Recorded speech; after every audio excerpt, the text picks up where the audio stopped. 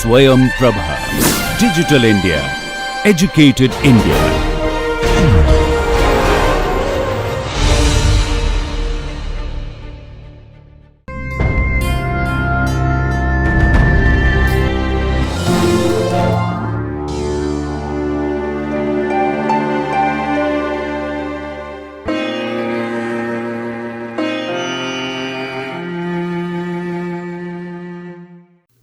In our previous class, this will be the continuation of pulmonary infections. If you can recollect, I mentioned there are 7 subcategories of pulmonary infections. In the last class, we spoke about community, acquired, typical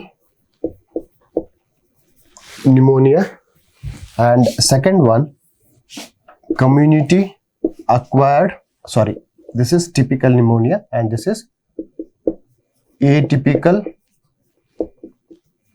pneumonia. So we know about these two entities. One more important point that I would like to highlight is when this infection, these are one of the most common type of pulmonary infections or pneumonia. What you should remember in this category is, because it is acquired and occurring in the community, the causative organisms will be same for all the infected persons. Same causative organisms. Okay, all the individuals will have a similar kind of organisms causing pulmonary infections.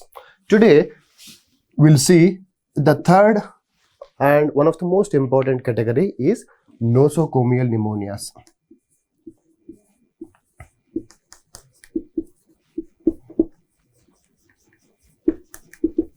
The other name for nosocomial pneumonia is hospital-acquired pneumonia. What is this hospital-acquired pneumonia? Hospital-acquired pneumonia. I'll give you an example. I'm a healthy individual. I'm going and admitting in a hospital for some other reason. For example, if you say I met with an accident and my lung function priorly was perfectly fine. After admitting in hospital, I got operated for the fracture. Then after admitting in hospital, about 1 to 2 days, 24 to 48 hours, 24 to 48 hours. That means within 1 to 2 days, along with my primary fracture, I will get some kind of a pulmonary infections. That we categorize, we call it as nosocomial pneumonias. That means nosocomia, by Latin, nosocomia or it means hospital. These are hospital acquired pneumonias. Why it is important? Why they have separately categorized this entity? It is very important because before I go to those things, but 3 more important word that you should remember is that you can see in the PowerPoint. One is hospital acquired pneumonia that I mentioned you just now. Hospital acquired pneumonia, that means any individuals who does not have any kind of a respiratory infections admitting in hospital, and after admission of 1 to 2 days you'll get pulmonary infections. Those we call it as hospital acquired pneumonia. The second subcategory in the same is ventilator associated pneumonia. Ventilator associated pneumonia. See, this we call it as VAP, ventilator associated pneumonia. Patients who are put on ventilators, they are also more prone to develop lung infections. So those categories, they again called it as ventilator associated pneumonia. And in general, the most commonly nowadays the terminology is used is healthcare related associated pneumonia. This healthcare associated pneumonia. This we call it as healthcare associated pneumonia. So these are the three important subtypes. If somebody uses ventilator associated pneumonia, you should know what exactly it means. Healthcare associated pneumonia and hospital acquired pneumonia.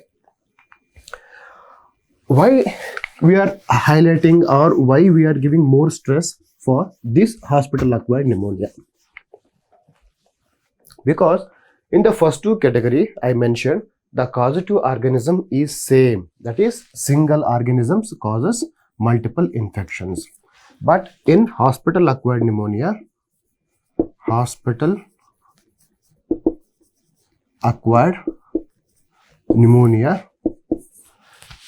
the causative organisms is usually the mixture of gram positive and gram negative organisms. We have gram positive organisms, gram negative organisms. So you need to treat for both gram positive antibiotics, which are sensitive organisms, and antibiotics which are sensitive to gram negative organisms. Second most important thing is Pseudomonas infections. Most of these Pseudomonas organisms, most of these nosocomial or hospital acquired pneumonias, they are infected with Pseudomonas. It is very dangerous and it is highly virulent. It is highly virulent. That means most of these organisms, they are antibiotic resistant. They are resistant to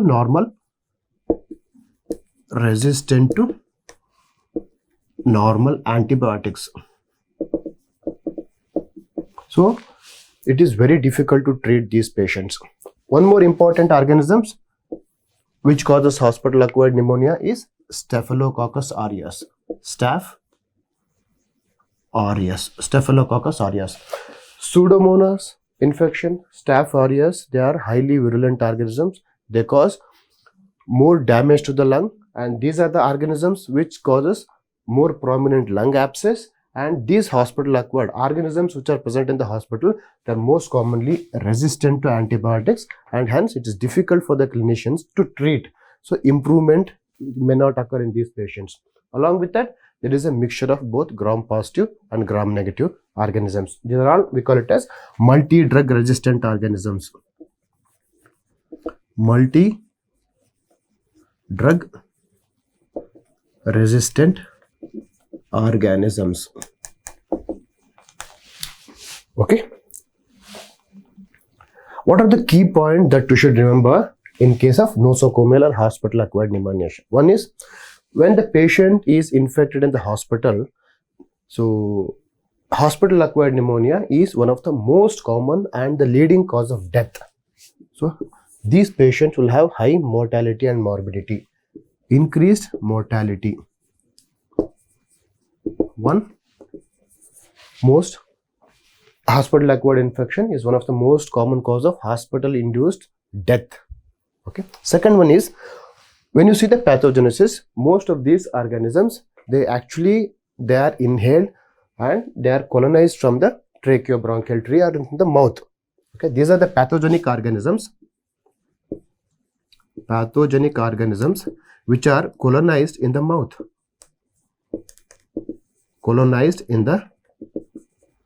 Or we can say oral cavity, and these organisms, they later on aspirated into the lung, causing damage to the lung, that is pneumonia or lung abscess. Okay, and most important is these organisms, how to prevent this, how to treat it is these are the key points, very difficult to treat. Prevention and treatment is difficult. Prevention and treatment is very difficult in these organisms. And what you should remember is, whenever any patient is admitted in hospital, and to prevent hospital acquired pneumonias, one of the important preventive measures what you can take, or you can say that these patients, they can have increased or good oral hygiene.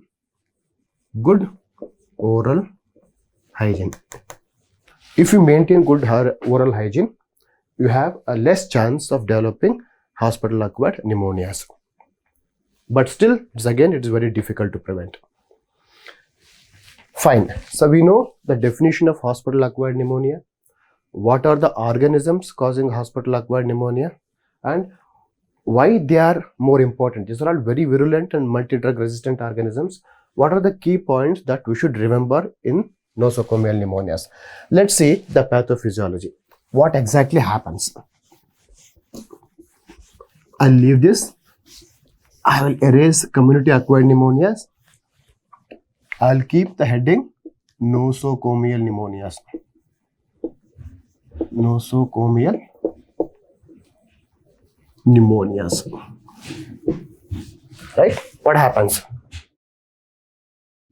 When you see this, all of you know the trachea divides into two main branches. Okay, this is the right main bronchus and this is the left main bronchus. When you see, the right main bronchus is more in line, you can see that in the picture, is in more line with the trachea, and left main bronchus presents are located at little acute angle, angle position. It's in more angle with the main trachea. So whatever you inhale or whatever any foreign body, whatever you inhale, it will directly goes and lodges in the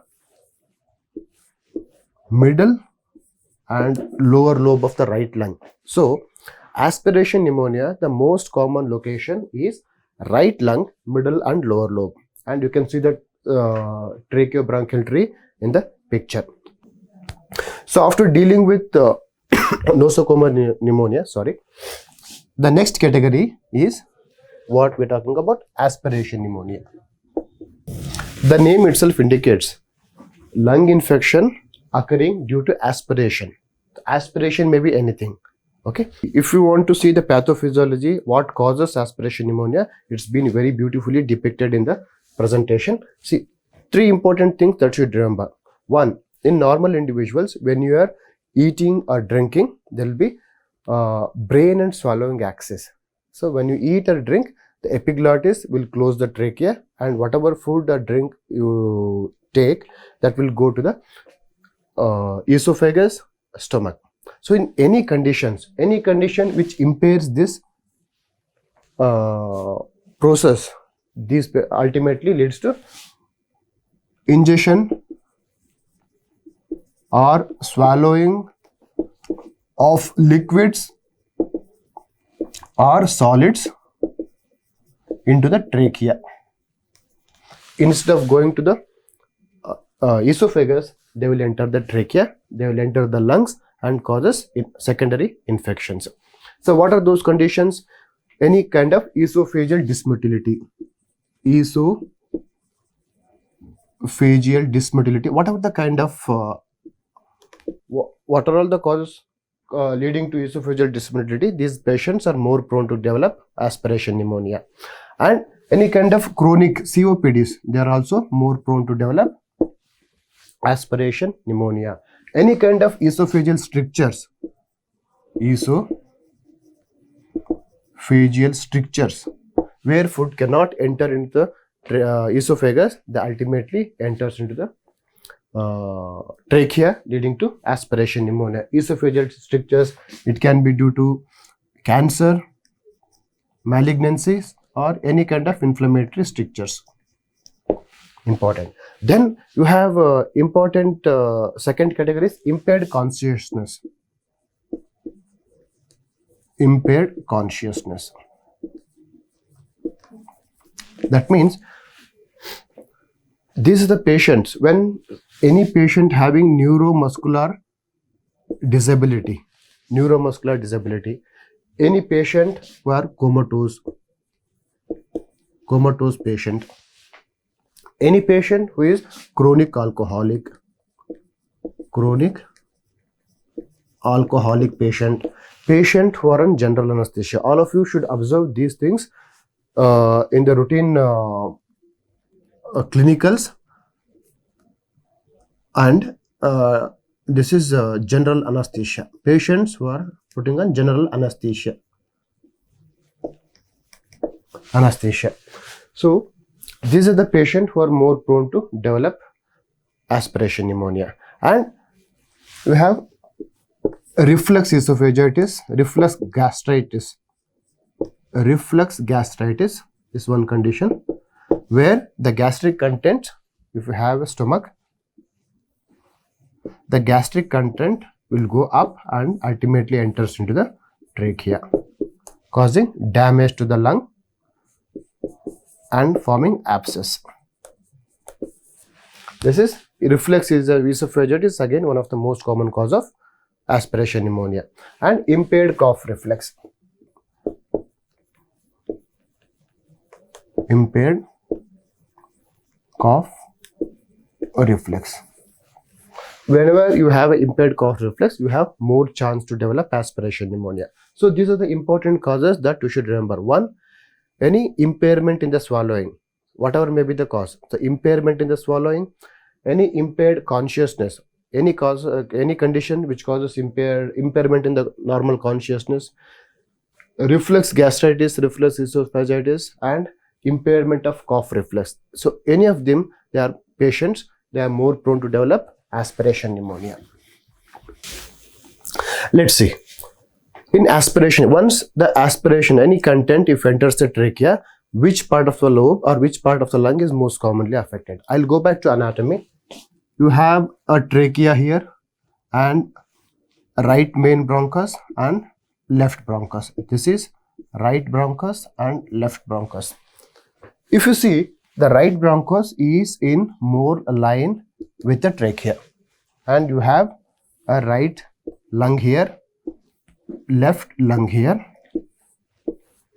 So whatever you ingest or aspirate, the foreign body or liquid directly enters to the lower part of the middle lobe or upper part of the lower lobe. So in aspiration pneumonia, the most common lobes or lungs affected are right lung, middle and lower lobe.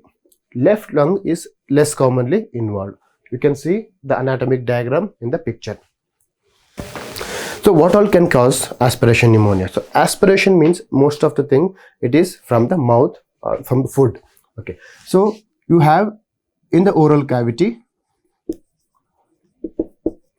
you have a mixture of both gram-positive and gram-negative organisms. Gram-positive and gram-negative organisms. So when you inhale the oral cavity contents, you will have a mixture of these two organisms causing pneumonia.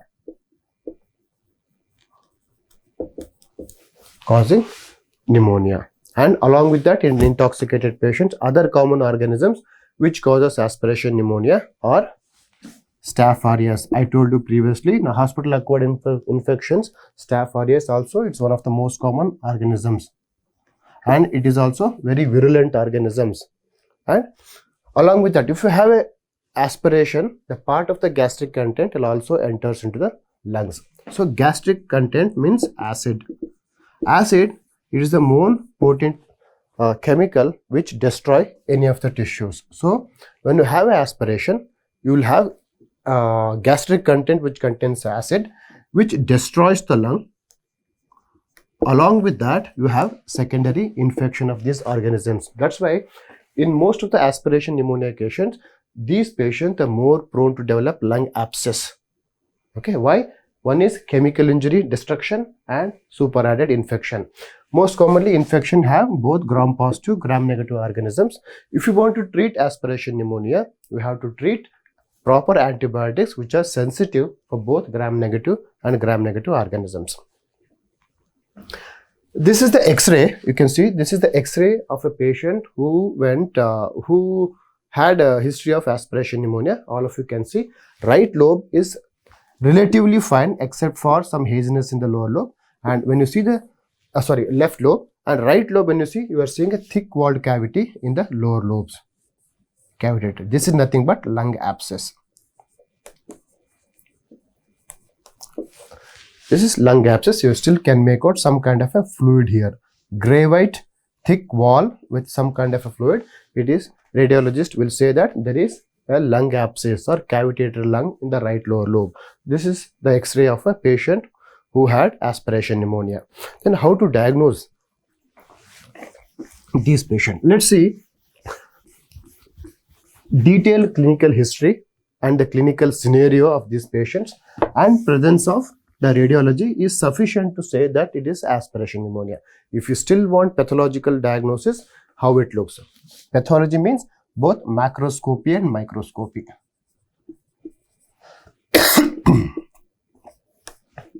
Microscopy means gross examinations. Gross. Usually, you will not get a gross lung or lobectomy in aspiration pneumonia unless until it has a severely involved and they have done lobectomy. So most commonly, you might see these kind of cases in forensic pathology. So how it looks? So as I told you previously, the aspiration pneumonia is one of the most common cause of lung abscess formation. When you see the lung, you will see multiple abscess or cavitatory spaces. All of you can see in that presentation. They have multiple cavities of variable size. They may be single, there may be multiple, and you will have a thick fibrous rim, and you might see some kind of an content or any necrotic content in the lumen. So all of you can see. Rest of the lung parenchyma will be normal. The lung parenchyma away from the lesion will be normal. The lung parenchyma which is adjacent here, it depends on the chronicity of the inflammation.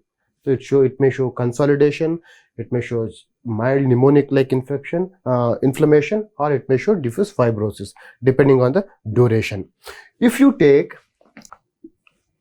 sections from here, microscopic examination from the abscess cavity and the adjacent lung, what you can see for the diagnosis of aspiration pneumonia, you have to see presence of foreign material in the alveolar parenchyma along with lot of destructive inflammation of the lung parenchyma. In that microscopic picture, you can see that you can make out the alveolar outlines. If you concentrate on septa, the septa are congested. That means there is an inflammation is going on, and when you see the alveoli are filled with various type of acute and chronic inflammatory cells. Actually, predominantly the acute inflammatory cells. You are seeing some kind of a proteinaceous exudate in some of the alveoli, eosinophilic material, what you can see there. Along with that, if you observe, there are some foreign material on the upper right corner. You can see those are the foreign material which is present in the lung parenchyma within the inflammatory zone. So identification of this foreign material, most commonly there will be vegetable matters, because aspiration, whatever they eat, it will enter into the lung. Most commonly you will see vegetable matters. If you see vegetable matters on microscopic examination, it is the diagnostic feature of aspiration pneumonia. Okay, there is one more microscopic picture, and you can see that arrow is pointing towards some vegetable foreign material lying with dense inflammation of the lung parenchyma causing destruction. So when you see this, it is the microscopic definition or diagnosis to say it is aspiration pneumonia patients. After aspiration pneumonia, we will see the next category called as necrotizing pneumonia. Necrotizing pneumonia. What is this necrotizing pneumonia? It is general classification. Any kind of a pneumonia, whether it is a community acquired or a hospital acquired or aspiration pneumonia, any pneumonia which causes abundant necrosis of the lung parenchyma, then extensive damage. Extensive damage of the lung parenchyma, we categorize all those categories as necrotizing pneumonia. Why it is important? It is important because certain organisms, they are more prone to cause severe damage to the lung parenchyma. So what are those organisms? One is Streptococcus pneumoniae. Streptococcus pneumoniae. As I previously mentioned, Staph aureus, Klebsiella, Pseudomonas, Klebsiella,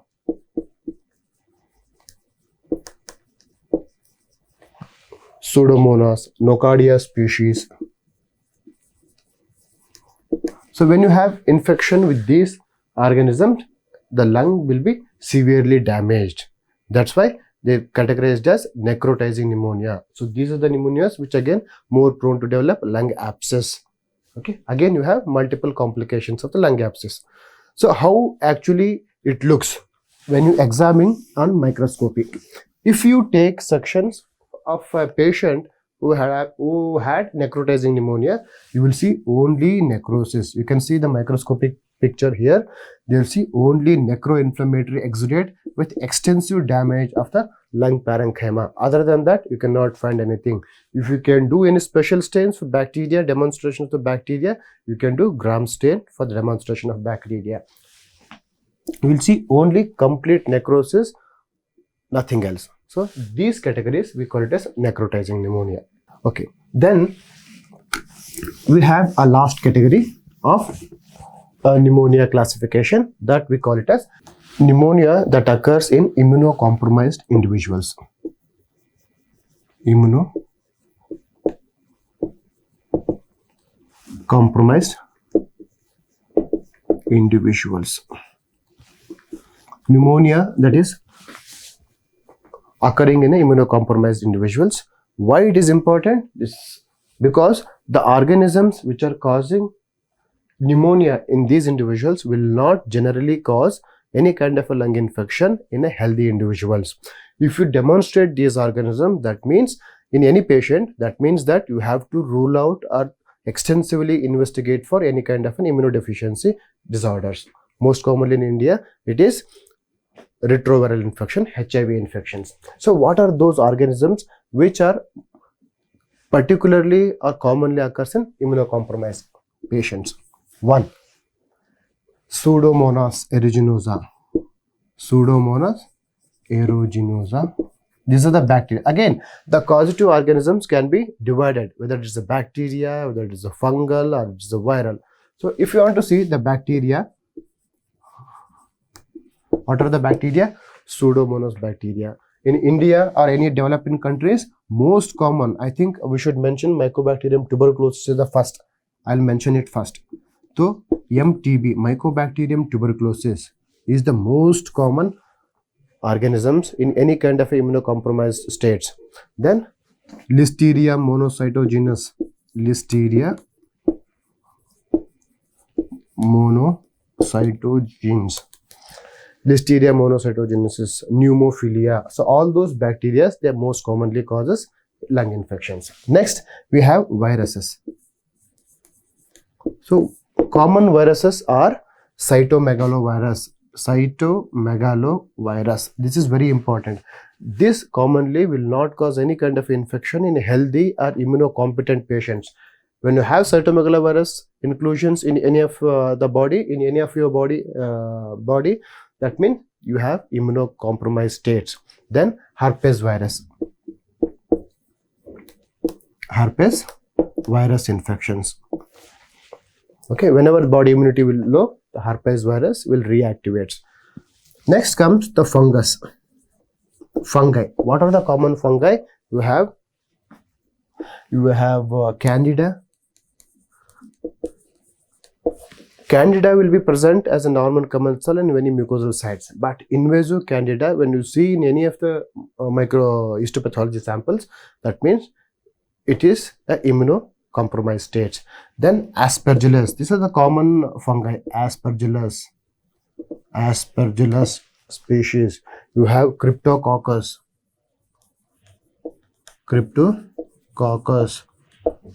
Then pneumococcal. Pneumocystis carinii. Then histoplasma. So these are the things that you have to mention, category, how it is categorized for pneumonia in immunocompromised states. There are some. So how to identify this thing is, you have two methods. One, if the biopsy sample is taken for any site, any body fluid like sputum or bronchoalveolar lavage,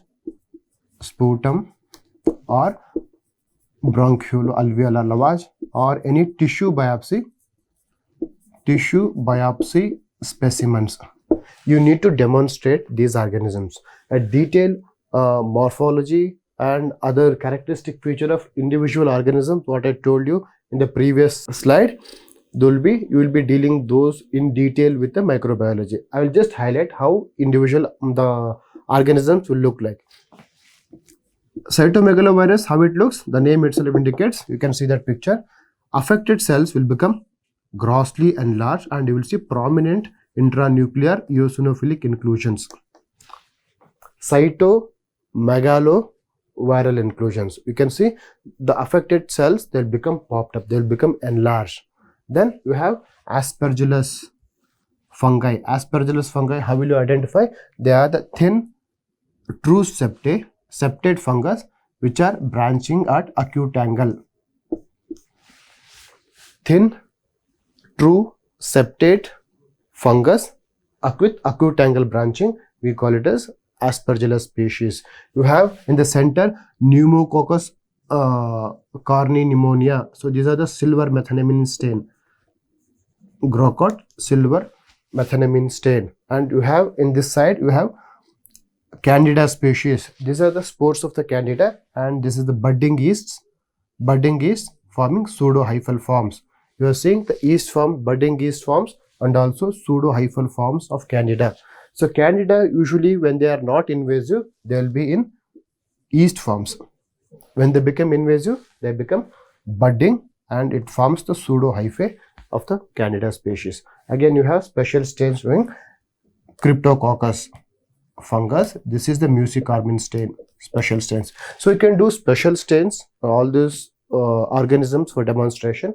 The most commonly used special stains are periodic acid shift diastase resistant, then Grocott silver methylamine stain. So these are the, by doing these stains, you can highlight the organism and you can come to a definitive diagnosis. So this is in this last lecture we'll be completing the lung infections. Okay, all of you go back and read about lung infections.